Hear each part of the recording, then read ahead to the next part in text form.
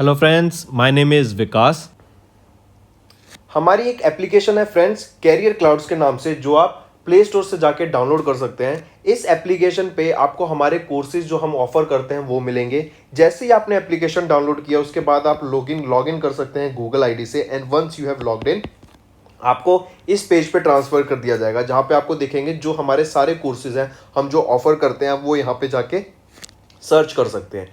जैसे हम कोर्सेज में क्या ऑफर करते हैं, सबसे बड़ी बात, हम बाइलिंगुअल कोर्स ऑफर करते हैं, मतलब आपको हिंदी में भी मिलेगा और आपको इंग्लिश में भी कंटेंट मिलेगा। डेली बेसिस पे हम आपको करंट अफेयर्स प्रोवाइड करते हैं। जो डेली के करंट अफेयर्स होते हैं, जो न्यूज़ इंपॉर्टेंट रहती हैं, जिसके पूछे जाने के चांसेस रहते हैं, वो हम डेली बेसिस पे आपके साथ कवर करते हैं एप्लीकेशन में भी। ठीक है, आपको पीडीएफ मिलेगी, फिर 20 क्वेश्चंस की एक क्विज होगी इसके साथ साथ, और हमारे यूट्यूब चैनल पे भी आप जाके देख सकते हैं, वहां पे हम पूरे कंटेंट को अच्छे से कवर करते हैं। इसके अलावा अगर वीकली की बात करें, वीकली में भी आपको 50 क्वेश्चंस की एक क्विज मिलेगी हर हफ्ते। इसी के साथ साथ हर हफ्ते आपको वीकली बेसिस पे क्वेश्चंस एमसीक्यू प्रोवाइड किए जाएंगे, जो उस पूरे हफ्ते के कंपाइल्ड क्वेश्चंस होंगे, सभी के सभी इंपॉर्टेंट। एंड अगर मंथली की बात करें, ये बहुत इंपॉर्टेंट सेशन हो जाता है हमारा। मंथली वीडियोस में आपको मंथली करंट अफेयर्स प्रोवाइड किए जाएंगे, मंथली पीडीएफ प्रोवाइड की जाएंगी, एंड टॉप 100 क्वेश्चंस की आपको एक पीडीएफ प्रोवाइड की जाएगी, जिसमें उस पूरे महीने के जो सबसे बेहतरीन क्वेश्चन आंसर होंगे, जो सबसे बेहतरीन करंट अफेयर्स पूछे जाने के चांसेस होंगे, वो क्वेश्चंस बना के हम आपको प्रोवाइड करेंगे ताकि आपकी प्रिपरेशन हो सके। तो आप देख रहे हैं, आप हमारे कोर्स से आपको कितना सारा कंटेंट मिल रहा है, जो आपकी रिवीजन में कितना ज्यादा हेल्प करने वाला है, डेली, मंथली, वीकली। ठीक है, और उसके साथ साथ उनकी क्विज़ेस भी हम आपको प्रोवाइड कर रहे हैं। जैसे ही हमने बात की, ये सारा ही कंटेंट आपको बाइलिंगुअल हिंदी में भी मिलेगा और इंग्लिश में भी मिलेगा। ठीक है, ये बहुत हेल्पफुल रहना है आपके प्रिपरेशन के लिए। तो सभी कंटेंट को एक बार आप ज़रूर देख सकते हैं हमारा। आप अगर रेफर करना चाहते हैं, आप हमारे यूट्यूब चैनल पे जाइए। यूट्यूब चैनल पे जाके आपको दिखेगा हम किस तरीके से बच्चों की कितने अच्छे से प्रिपरेशन कराते हैं। तो फ्रेंड्स, ये तो थी डेली, वीकली और मंथली की बात। इसी के साथ साथ आपको याद रखना है, हम बैंकिंग अवेयरनेस के भी क्वेश्चंस आपको प्रिपेयर कराते हैं। बैंकिंग से रिलेटेड जो भी एग्जाम की आप प्रिपरेशन कर रहे हैं, उससे रिलेटेड जो भी टारगेटेड क्वेश्चंस होंगे, हम आपके कवर करेंगे, चाहे वो करंट अफेयर्स में आए, चाहे हमें उसे जीएस में कवर करना पड़े। इसी के साथ साथ आप देख सकते हैं, हम बैंकिंग एंड इकोनॉमी के क्विज भी आपको डेली बेसिस पे प्रोवाइड करते हैं, मंथली बेसिस पे प्रोवाइड करते हैं, ताकि आपकी रिवीजन होती रहे। जब भी कुछ नया क्वेश्चन बनता है, हम आपको टारगेट हमारा यही रहता है कि बच्चों को जल्दी से जल्दी वो कंटेंट प्रोवाइड किया जाए। इसके अलावा हम आपको टॉपिक वाइज क्वेश्चंस भी प्रोवाइड करते हैं। टॉपिक वाइज, जैसे टॉपिक वाइज कंटेंट क्या होता है, जैसे कोई नई एप्लीकेशन आई है, कोई नेशनल अफेयर्स है, कोई इंटरनेशनल अफेयर्स है, कोई स्पोर्ट्स का क्वेश्चन है, कोई अवार्ड का क्वेश्चन है, कोई नई बुक रिलीज की गई है, या हम इंपॉर्टेंट डेज जो कब कौन सा दिन मनाया जाता है उससे रिलेटेड क्वेश्चंस।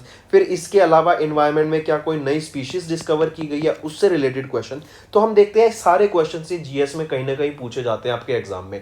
तो और ये टॉपिक ऐसे होते हैं बच्चे छोड़ देते हैं, लेकिन ये इतने इंपॉर्टेंट टॉपिक्स हैं, अगर आप इनको अच्छे से पढ़ लेंगे तो आपका अफेयर्स, आपका जो जीएस सेक्शन होगा वो बहुत अच्छी से क्लियर हो जाएगा, बहुत अच्छी प्रिपरेशन होगी। और ये हम मंथली बेसिस को आपको कराते हैं, मतलब हर महीने हम आपको इनकी टॉपिक वाइज पीडीएफ भी प्रोवाइड करेंगे, एज वेल एज अगर आपको इससे रिलेटेड कंटेंट पढ़ना है तो आप यूट्यूब पे जाके हमारे चैनल पे देख सकते हैं, हम टॉपिक वाइज वीडियोस भी कवर करते हैं।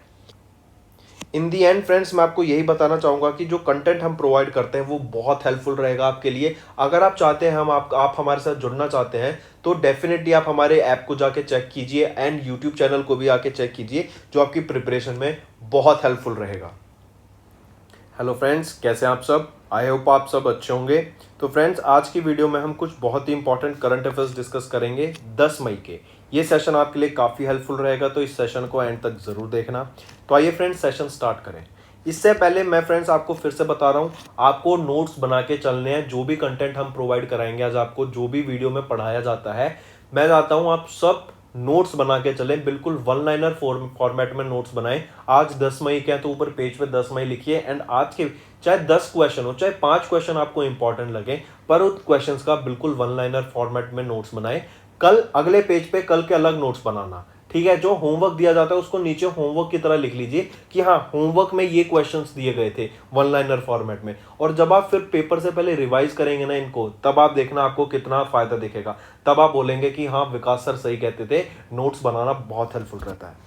तो आइए स्टार्ट करें। सबसे पहले हम बात करेंगे एक सेमी हाई स्पीड ट्रेन की, जो कि अभी RRTS प्रोजेक्ट के अंदर लॉन्च की गई। जो कि RRTS प्रोजेक्ट क्या है, सबसे पहले तो ये देख लेते हैं। Regional rapid transit system, RRTS, ये अभी एक प्रोजेक्ट स्टार्ट किया गया, कहां से कहां तक, और इसके अंडर एक हाई स्पीड रीजनल ट्रेन को लॉन्च किया गया, जो कि स्टार्ट की जाएगी या वर्क करेगी कहां से कहां तक। देखें तो दिल्ली से मेरठ के बीच में यह आपका RRTS प्रोजेक्ट लॉन्च किया गया।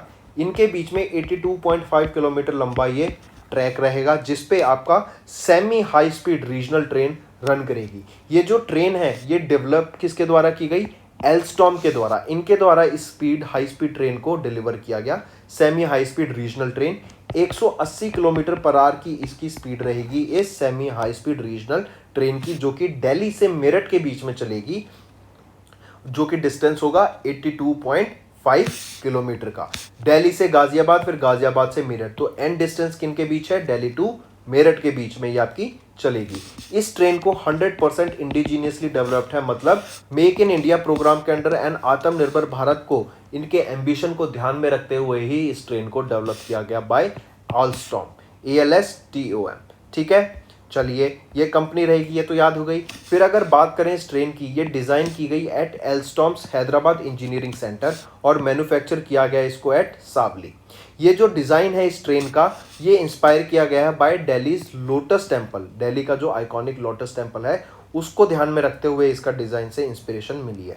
180 किलोमीटर की स्पीड से चलेगी, एंड जो प्रपोल्शन सिस्टम है, जो इलेक्ट्रिकल्स हैं इस ट्रेन के, वो गुजरात में मैन्युफैक्चर किए जाएंगे इस कंपनी की फैक्ट्री पे।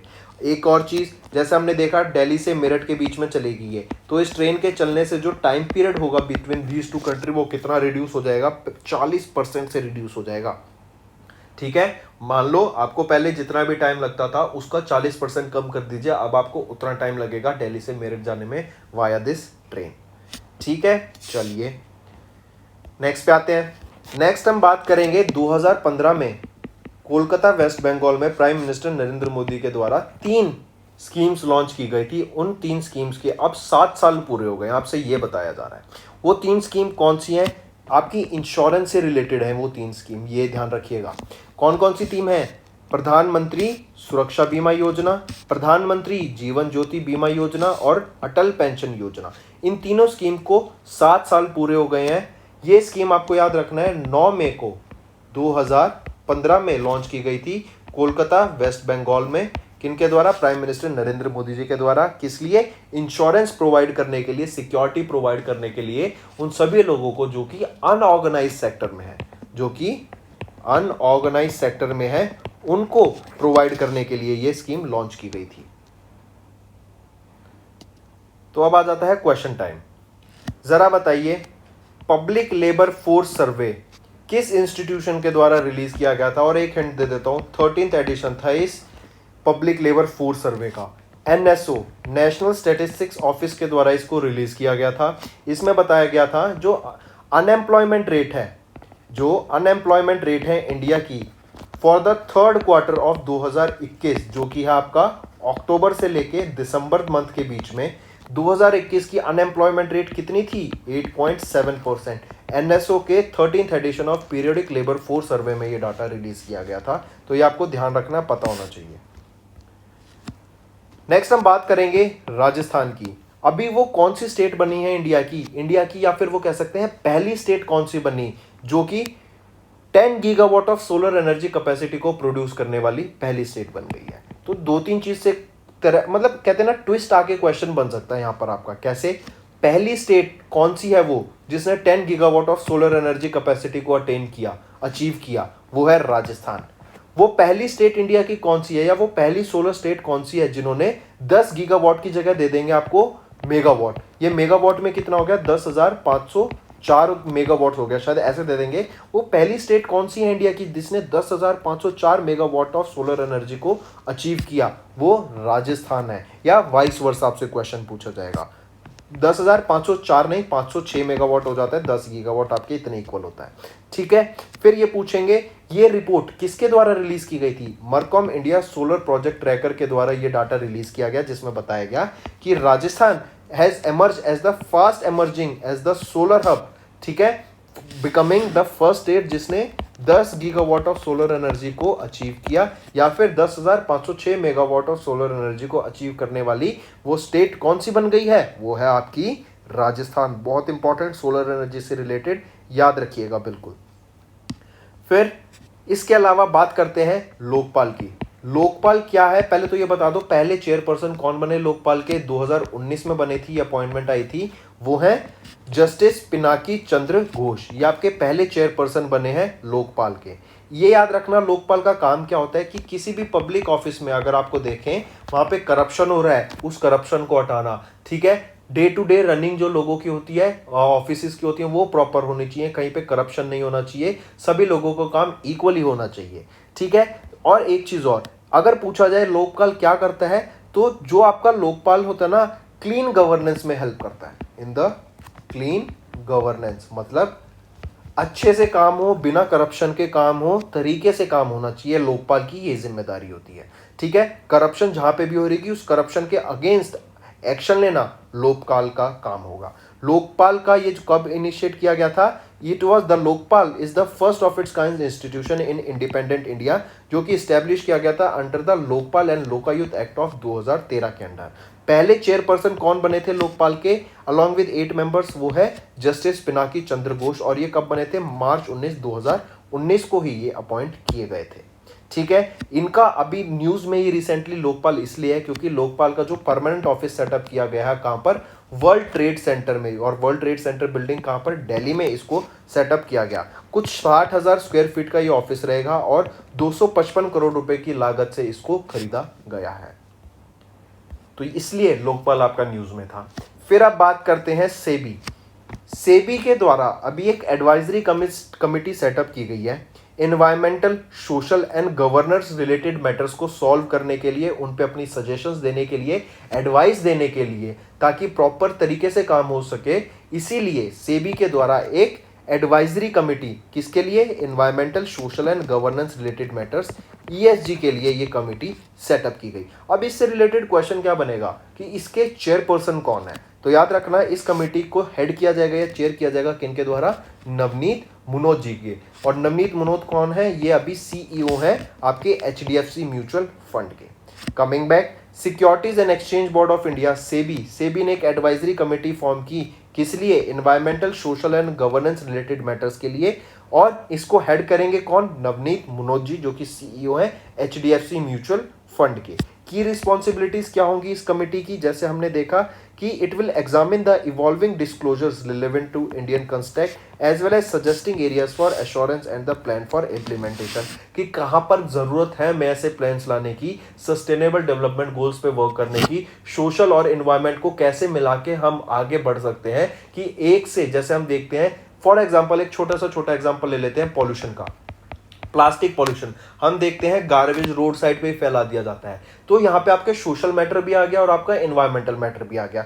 फॉर एग्जांपल, लोग सोशली अगर इतने एक्टिव हो जाए और उनको ये अवेयरनेस क्रिएट कर दी जाए कि आप अगर ऐसे गार्बेज फैलाएंगे तो आपकी सोसाइटी अच्छी नहीं दिखेगी, आपका एनवायरनमेंट अच्छा नहीं दिखेगा, उससे क्या होगा? पॉल्यूशन क्रिएट होगा, गंदगी फैलेगी, वहां पे मक्खियां आएंगी, मॉस्किटोज आएंगे, उससे बीमारियां फैलेंगी, तो इससे क्या होगा? आपका एनवायरनमेंट भी इंपैक्ट होगा। लेकिन अगर अवेयरनेस क्रिएट कर दी जाती है सोशली, तो उससे इंपैक्ट क्या पड़ेगा? आपका एरिया भी साफ रहेगा, वो दिखने में भी अच्छा लगेगा, एस्थेटिक फीलिंग आएगी, एंड यू नेवर नो उस एरिया में क्या पता टूरिज्म भी बढ़ जाए। टूरिज्म होता क्या है? टूरिज्म होता है लोगों को अच्छी जगह जाना पसंद होता है, जो सुंदर हो, जो देखने में अच्छा लगे, जहाँ पे बैठ के आपको मजा आए। तो ऐसी जगहें क्या होता है, टूरिज्म को भी बढ़ावा देने में बहुत हेल्प करती हैं। तो ये तो एक एग्जाम्पल था। तो ऐसे ही कुछ प्रोजेक्ट्स पर, ऐसे ही कुछ सेक्टर्स पे वर्क करने के लिए related to environment, social and governance से रिलेटेड ये आपकी एक कमेटी सेटअप की गई सेबी के द्वारा,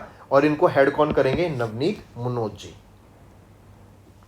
नेक्स्ट हम बात करेंगे गुरु स्वामी कृष्ण मूर्ति जी की। गुरु स्वामी कृष्ण मूर्ति, याद रखना है, ये CEO हैं पेलॉन के। पेलॉन एक ब्रिटिश मेडिकल टेक्नोलॉजी फर्म है। कृष्ण मूर्ति को अभी रिसेंटली UK का 3rd हाईएस्ट सिविलियन ऑनर से सम्मानित किया गया, जो कि है MBE। MB क्या है? Member of the order of the British Empire. I repeat, Krishnamurthy, Guru Swami Krishnamurthy को अभी रिसेंटली यूके का थर्ड हाईएस्ट सिविलियन अवार्ड जो कि है honorary member of the order of the British Empire award से सम्मानित किया गया। ये गुरु स्वामी कृष्णमूर्ति कहाँ से बिलोंग करते हैं? इंडिया में तमिलनाडु से बिलोंग करते हैं। ये एक इंडियन है, ये भी आपको याद रखना है, ठीक है। फिर अगर हम बात करें ऑनरी अवार्ड्स की, सबसे पहले तो 3 ऑनरी अवार्ड्स याद रखना है। पहला हाईएस्ट ऑनररी अवार्ड कौन सा है? हाईएस्ट सिविलियन अवार्ड ऑफ कौन सा है? वो है CBE। CBE मतलब commander of the order of the British Empire. दूसरा अवार्ड आ जाता है, सेकंड हाईएस्ट अवार्ड आ जाता है आपका OBE, officer of the order of the British Empire. और थर्ड आ जाता है MB, जिस अवार्ड से अभी रामास्वामी कृष्णमूर्ति जी को सम्मानित किया, गुरु स्वामी कृष्णमूर्ति जी को सम्मानित किया गया, वो है MBE। MBE क्या होता है? Third highest rank of the British Empire award होता है ये। एंड ये कौन सा अवार्ड है? MBE, member of the order of the British Empire, ठीक है। Honorary member of the order of the British Empire award से सम्मानित करा गया। फिर ये जो ब्रिटिश ऑनररी अवार्ड्स होते हैं ना, ये 2 बार दिए जाते हैं साल में। एक तो पहली बार दिया जाता है न्यू ईयर, और दूसरा दिया जाता है जून में। जून में क्यों? जून में क्योंकि हमारी जो क्वीन है उनका ऑफिशियल बर्थडे होता है, इसलिए जून में भी इस अवार्ड से सम्मानित किया जाता है। तो कमिंग बैक, अगर मैं third highest rank Order of the British Empire की बात करूं, कौन सा है वो? थर्ड जो अभी सम्मानित किया गया MBE, सेकंड OBE और थर्ड आ जाता है CBE जो कि commander of the order of British empire है। नेक्स्ट हम बात करेंगे Romain Rolland book prize award की। ये रोमेन रोलैंड बुक प्राइज उन व्यक्तियों को दिया जाता है जिन्होंने फ्रेंच लैंग्वेज की नॉवल को किसी इंडियन लैंग्वेज की नॉवल में कन्वर्ट किया है, वो इंग्लिश भी हो सकती है, ठीक है। उनको सम्मानित किया जाता है रोमेन रोलैंड बुक प्राइज से अभी रिसेंटली। तो अभी एक बंगाली ट्रांसलेशन रहा फ्रेंच नॉवल का जो है मर्सॉल्ट कॉन्ट्र एंकीट, ये बुक का नाम है। इसको अगर इंग्लिश में पढ़े तो बुक का नाम है द मर्सॉल्ट इन्वेस्टिगेशन। इस बुक को फ्रेंच से बंगाली में ट्रांसलेट किया गया है अभी रिसेंटली, जिसकी वजह से ये रोमेन रोलैंड बुक प्राइज से सम्मानित किया गया। ये 5th एडिशन था इस बुक का जिसको सम्मानित किया गया, और 5th एडिशन था इस प्राइज का जिससे सम्मानित किया गया इस मर्सॉल्ट कॉन्ट्रैक्ट एटिगो, जिसके बुक का नाम अगर इंग्लिश में पढ़ा जाए तो मर्सॉल्ट इन्वेस्टिगेशन है। और इस बुक को फ्रेंच से अभी किस लैंग्वेज में कन्वर्ट किया गया या ट्रांसलेट किया गया? बंगाली में। तो ये भी आपको पता होना चाहिए। इस अवार्ड सेरेमनी को किसके द्वारा ऑर्गेनाइज किया गया? फ्रेंच इंस्टीट्यूट ऑफ इंडिया के द्वारा ऑर्गेनाइज कराया गया। अगर रोमेन रोलैंड बुक प्राइज की बात करें, जैसे मैंने अभी बताया, किसी भी finest translation of a French title into any Indian language including English. और जो अभी विनर रहेंगे, winning publisher and the translator, इन दोनों को एक गाइडेड ट्रिप मिलेगी टू पेरिस बुक फेस्टिवल 2023 में। नेक्स्ट पे चलते हैं। नेक्स्ट बात करेंगे अपॉइंटमेंट की। रोड्रिगो शेव्स, आप इनको पिक्चर में देख सकते हैं, इनको अभी रिसेंटली प्रेसिडेंट अपॉइंट किया गया है कोस्टा रिका का। रोड्रिगो शेव्स की अगर हम बात करें, ये सोशल डेमोक्रेटिक प्रोग्रेस पार्टी से बिलोंग करते हैं। इससे पहले इनको याद रखना, इन्होंने वर्ल्ड बैंक में एज एन इकोनॉमिस्ट भी काम करा है, एज वेल एज ये फाइनेंस मिनिस्टर भी रह चुके हैं कुछ टाइम तक, 2019 से लेकर 2020 तक। तो रोड्रिगो शेव्स, इनको अपॉइंट किया गया as the president of Costa Rica. Next चलते हैं। नेक्स्ट हम बात करेंगे सेंट्रल आर्म्ड पुलिस फोर्स पुनर्वास। ये CAPF का पुनर्वास अभी लॉन्च किया गया था सेंट्रल आर्म्ड पुलिस फोर्सेस के लिए, असम राइफल्स पर्सनल्स के लिए, ताकि जो ये रिटायर हो जाते हैं सेंट्रल आर्म्ड पुलिस फोर्स के लोग इसके बाद अपनी सर्विस के बाद, तो उस रिटायरमेंट के बाद उनको एम्प्लॉयमेंट मिल सके, उस रिटायरमेंट के बाद उनको जॉब मिल सके। इसीलिए ये CAPF पुनर्वास लॉन्च किया गया। किनके द्वारा? मिनिस्ट्री ऑफ होम अफेयर्स के द्वारा लॉन्च किया गया। मिनिस्टर कौन है? अमित शाह, ठीक है। इनके द्वारा लॉन्च किया गया CAPF पुनर्वास। रीजन क्या था? CAPF and Assam rifle personnels को एम्प्लॉयमेंट मिल सके इनकी रिटायरमेंट के बाद, क्योंकि हमें पता है एक टर्म पीरियड की इनकी सर्विस होती है। अगर वो सर्विस के बाद कुछ लोग रिटायरमेंट ले लेते हैं, तो उस रिटायरमेंट के बाद इनको जॉब मिल सके। BACF को, CIPF central armed police forces को, सेंट्रल रिजर्व पुलिस फोर्सेस को, बॉर्डर सिक्योरिटी फोर्सेस को, इनको एम्प्लॉयमेंट मिल सके रिटायरमेंट के बाद। इसीलिए मिनिस्ट्री ऑफ होम अफेयर्स के द्वारा CAPF पुनर्वास को लॉन्च करा गया था। काफी इंपॉर्टेंट है, याद रखिएगा। चलिए नेक्स्ट पे आते हैं। किस इंडियन स्टेट या यूनियन टेरिटरी के द्वारा अभी एक स्टार्टअप पॉलिसी लॉन्च की गई? ये था कि अराउंड 15,000 स्टार्टअप्स को लॉन्च करने का बाय 2030। किन के द्वारा लॉन्च किया गई बताइए जरा स्टार्टअप पॉलिसी? ये लॉन्च की गई थी न्यू दिल्ली के द्वारा। इन्हीं के साथ साथ इनकी दो स्कीम और याद रखना, एक तो है हॉबी हब्स गवर्नमेंट स्कूल में इंप्लीमेंट की जाएगी, ये दिल्ली के इनके द्वारा लॉन्च की गई। एंड एक था माई ईवी, इलेक्ट्रिक व्हीकल को, इलेक्ट्रिक ऑटोज को प्रमोट करने के लिए, लोगों को ज़्यादा से ज़्यादा इलेक्ट्रिक पे शिफ्ट करने के लिए ये माई ईवी पोर्टल लॉन्च किया गया था न्यू दिल्ली के द्वारा। तो ये भी चीज़ें आपको याद रखनी है। असम की बात करें तो असम से याद रखना जोरहट में क्या पहला pure green hydrogen plant setup किया जाएगा जोरहट असम में, किन के द्वारा? ऑयल के द्वारा, ऑयल इंडिया लिमिटेड के द्वारा। पंजाब की बात करें तो भगवंत सिंह मान यहाँ के नए चीफ मिनिस्टर बने हैं। चलिए नेक्स्ट पे चलते हैं। और राजस्थान की बात करें तो ये पहली स्टेट कौन सी है इंडिया में जिसने अचीव किया 10 गीगावाट ऑफ सोलर कैपेसिटी को, या सोलर हब बनना कौन सी स्टेट? वो है आपका राजस्थान। स्पोर्ट्स से रिलेटेड देखते हैं। ग्रैंड प्रिक्स जीपी टाइटल, मतलब आपकी कार रेसिंग से बात कर रहे हैं, तो किसने जीती आपके मियामी ग्रैंड प्रिक्स टाइटल? वो है मैक्स वर्स्टैपन। ये किस के लिए ड्राइव करते हैं? रेडबुल कंपनी के लिए ड्राइव करते हैं मैक्स वर्स्टैपन, और इन्होंने अभी मियामी ग्रैंड प्रिक्स टाइटल जीता। ठीक है, बेल्जियन डच हैं ये, किस कंट्री से बिलोंग करते हैं? Belgian Dutch. ये रेडबुल ड्राइवर है मैक्स वर्स्टैपन। अगर रैंकिंग देखें कौन सी, अगर इसका, तो पहले पे मैक्स वर्स्टैपन, दूसरे पे चार्ल्स लेसलर और तीसरे पे आ जाते हैं कार्लोस।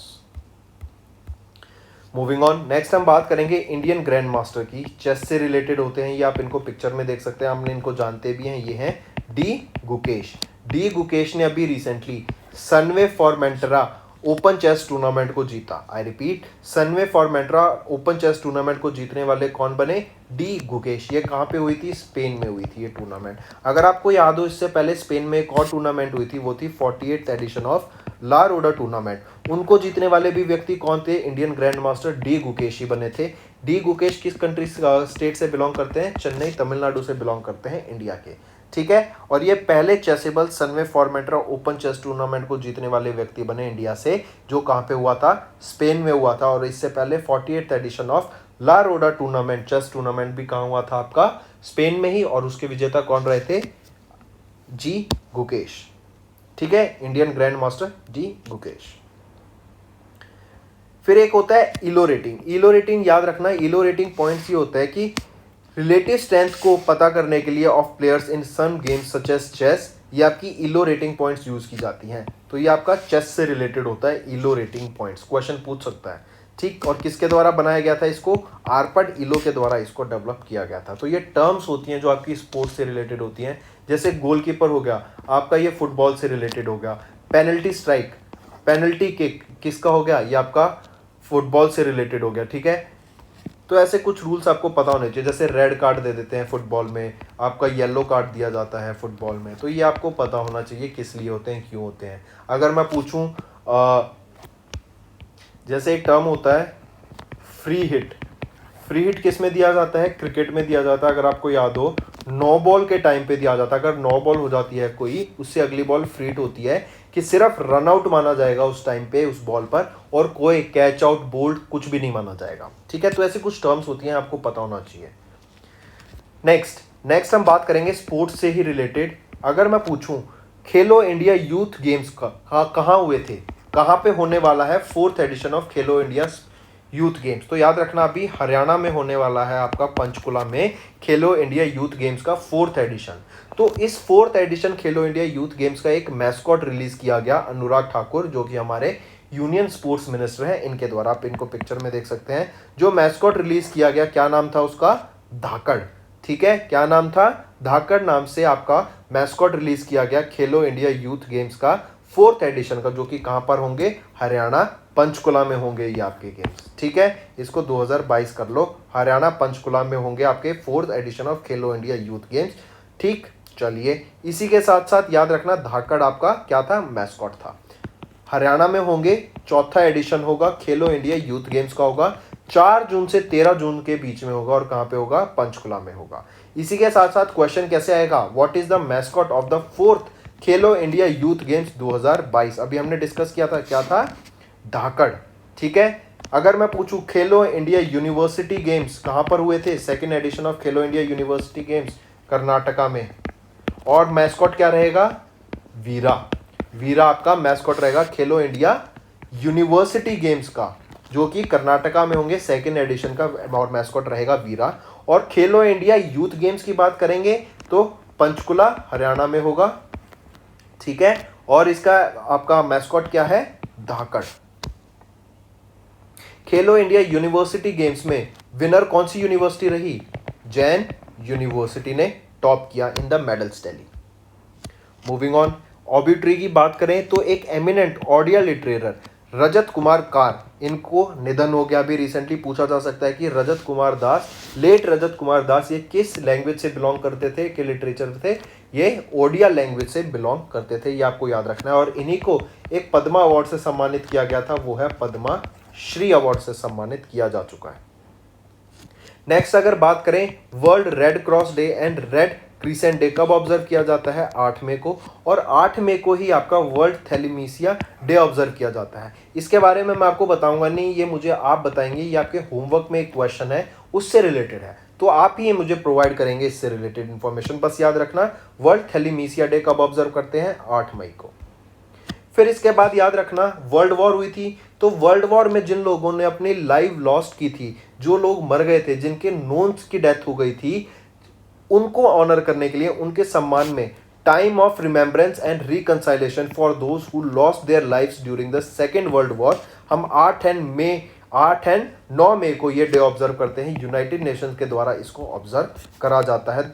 यूनाइटेड नेशंस का time of remembrance and reconciliation for those who lost their life during the Second World War is an annual 2-day global observance, जो 8 एंड 9 मई को होता है, ठीक है। याद रखना 1939 से लेकर 1945 तक आपकी वर्ल्ड वॉर 2 चली थी, एंड अभी 2022 में हमने इसका 77th anniversary of the end of world war 2 observe करी। ये क्वेश्चन भी पूछा जा सकता है आपसे कि अभी 2022 में हमने वर्ल्ड वॉर 2 की एंड एनिवर्सरी कब ऑब्जर्व की थी, 2022 में कौन सी एनिवर्सरी थी, 77th एनिवर्सरी थी।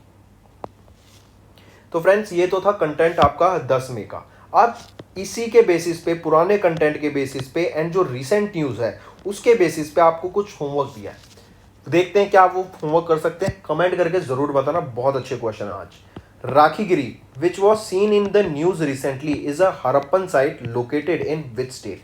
बिल्कुल करंट अफेयर्स हैं ये, बिल्कुल रिसेंट की न्यूज़ है। अगर आप न्यूज़ पढ़ते हैं, आप हमारे चैनल पे ध्यान देते हैं, उसके अलावा ये कुछ ऐसे क्वेश्चंस हैं जो ट्रिकी हो सकते हैं लेकिन अच्छे क्वेश्चंस हैं, तो नोट करके चलना। राखीगिरी जो अभी न्यूज़ में था recently is a Harappan site located in which state. Second question, monkey pox, अभी ये एक रेयर वायरल इन्फेक्शन फाइंड किया गया है, मंकी पॉक्स किस कंट्री में। तीसरा question, John Lee who was in news recently is the newly elected leader of which country. John Lee किस कंट्री के न्यूली इलेक्टेड लीडर रहेंगे। चौथा क्वेश्चन, थैलेमीसिया, मैंने बताया था ना थैलेमीसिया, आपको ये बताना है ये डिजीज है associated which part of the body. Thalassaemia क्या है आपको ये बताना है, किस बॉडी पार्ट से एसोसिएटेड है हमारे। नेक्स्ट क्वेश्चन, कार्लोस एल्क्रेज, इन्होंने मैड्रिड ओपन टाइटल जीता है रिसेंटली, ये किस कंट्री से बिलोंग करते हैं। तो फ्रेंड्स ये थे हमारे करंट अफेयर्स, इसी के साथ साथ आपको होमवर्क सेशन भी दिया है। आई होप आपको आज का सेशन पसंद आया होगा, एंड डेली बेसिस पे हम एमसीक्यू क्वेश्चंस भी और ज़्यादा ऐड कर रहे हैं धीरे धीरे, ताकि आपको प्रिपरेशन में कोई दिक्कत ना हो। आई होप आपको मज़ा आ रहा है कंटेंट पढ़ने में, एंड अगर आपको आज की वीडियो से कुछ हेल्पफुल इन्फॉर्मेशन मिली हो, कुछ कंटेंट का इन्फॉर्मेशन का गेन हुआ हो, एंड आपको लगता है कि हाँ अच्छी रिवीजन हो रही है हमारी, एंड फ्यूचर में ऐसी रिवीजन आप चाहते हैं कि होती रहे, तो and I want you to comment below, comment ज़रूर करके नीचे बताना कि आपके व्यूज़ क्या हैं एंड आप कैसा टाइप का कंटेंट चाहते हैं। आई नो आप सब एमसीक्यू क्वेश्चंस पे फोकस कर रहे हैं, बट फ्रेंड्स अगर आपको डिटेल में कंटेंट पता होगा, डिटेल में अगर मैं आपको इन्फॉर्मेशन जो दे रहा हूँ अगर आप वो नोट करके चलेंगे, तो आई अश्योर यू कि अगर सिर्फ एक एमसीक्यू नहीं, उससे रिलेटेड कोई भी इंफॉर्मेशन आ जाती है उस टॉपिक से रिलेटेड, आप उस क्वेश्चन को आसानी से सॉल्व कर लेंगे। मैं क्वेश्चंस लिखता नहीं हूं, मैं क्वेश्चंस को आपको एक्सप्लेन कर देता हूं, वो एक्सप्लेनेशन की ज़्यादा वैल्यू है। जो मैं आपको पढ़ा रहा हूं, जो मैं आपको बोल के बता रहा हूं, उसकी ज़्यादा वैल्यू है। अगर आप ध्यान से सुनते हैं तो उसको नोट कीजिए, बिल्कुल वन लाइनर फॉर्मेट में, जैसे मैंने आपको बताया this thing is related to this, this thing is related to this, ये आप ऐसे फॉर्मेट में नोट कीजिए, एंड फ्यूचर में देखिएगा आपको अभी 1-2 दिन तो लगेगा कि सर बहुत काम है, बहुत काम है। कुछ भी मेहनत नहीं है, कुछ भी काम नहीं है, सिर्फ देखने से फ़ायदा नहीं होगा, नोट्स तो ज़रूर बनाने पड़ेंगे। एग्ज़ाम से पहले आप देखेंगे ना, जब आपको याद आएगा कि हाँ सर ठीक कहते थे, अब कितनी आसानी से रिवीजन हो रही है मेरी, तब आप मुझे थैंक्स कहेंगे। तो फ्रेंड्स, ये थी हमारी वीडियो। अगर आपको आज हमारी वीडियो से कुछ ना कुछ सीखने को मिला है तो जल्दी से जाइए और हमारे चैनल को सब्सक्राइब कर दें और इस वीडियो को लाइक कर दें। और फ्रेंड्स, अगर आपको हमारे कंटेंट से रिलेटेड या फिर हमारी कोई ऐप से इशू आ रहा है, कोई भी आपको प्रॉब्लम है, तो आप हमारी जीमेल आईडी जो कि है support@affairscloud.com या फिर हमारा नंबर 9677333862 पर कॉन्टैक्ट कर सकते हैं एंड हमारी टीम जल्दी से जल्दी आपके इशू को रिजॉल्व करने में आपकी सहायता करेगी। So take care.